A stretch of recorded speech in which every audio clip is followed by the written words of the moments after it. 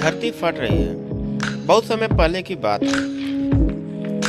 किसी जंगल में एक गधा बरगद के पेड़ के नीचे लेटकर आराम कर रहा था। लेटे लेटे उसके मन में बुरे ख्याल आने लगे। उसने सोचा, यदि धरती फट गई तो मेरा क्या होगा।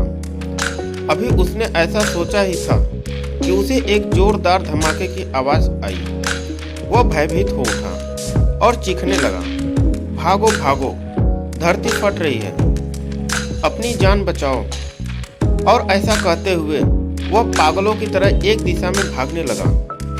उसे इस कदर भागते देखते हुए एक अन्य गधे ने उससे पूछा, अरे क्या हुआ भाई, तुम इस तरफ बदहवास भागे क्यों जा रहे हो? अरे तुम भी अब भागो, अपनी जान बचाओ, धरती फट रही है। ऐसा चीखते हुए वह भागता रहा। यह सुनकर दूसरा गधा भी डर गया और उसके साथ भागने लगा। अब तो वह दोनों एक साथ चिल्ला रहे थे, भागो भागो, धरती फट रही है, भागो भागो। देखते देखते सैकड़ों गधे इस बात को दोहराते हुए उसी दिशा में भागने लगे। गधों को इस तरह भागता देख अन्य जानवर भी डर गए।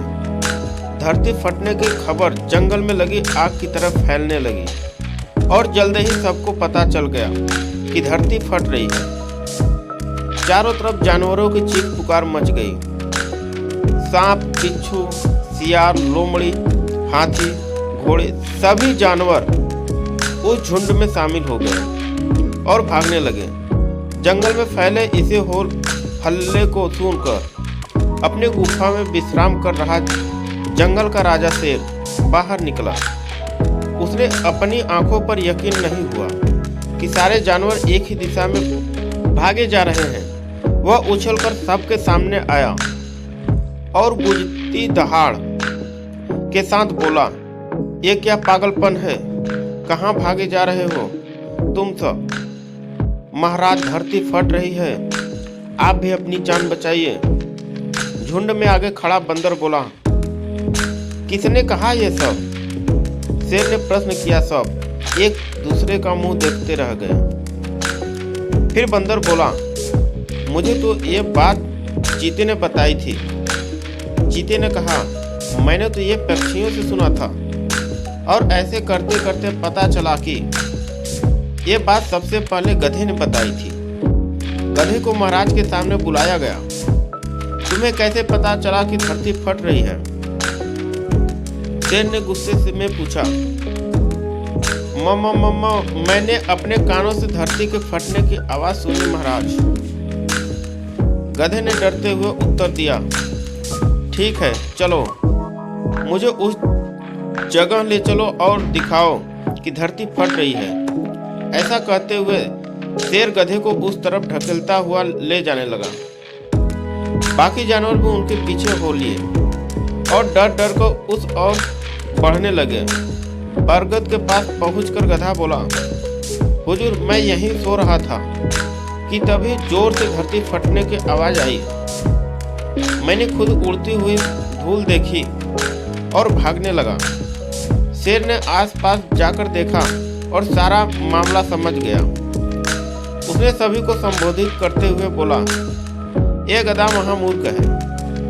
दरअसल पास ही नारियल का एक ऊंचा पेड़ है और तेज हवा चलने से उस पर लगा एक बड़ा सा नारियल नीचे पत्थर पर गिर पड़ा। पत्थर सरकने से आसपास धूल उड़ने लगी और ये गधा ना जाने कैसे इसे धरती फटने की बात समझ बैठा। शेर ने बोलना जारी रखा, पर भाइयों, ये तो गधा है, पर क्या आपके पास भी दिमाग नहीं है? जाइए, अपने घर जाइए और आइंदा से किसी अफवाह पर यकीन करने से पहले 10 बार सोचिएगा।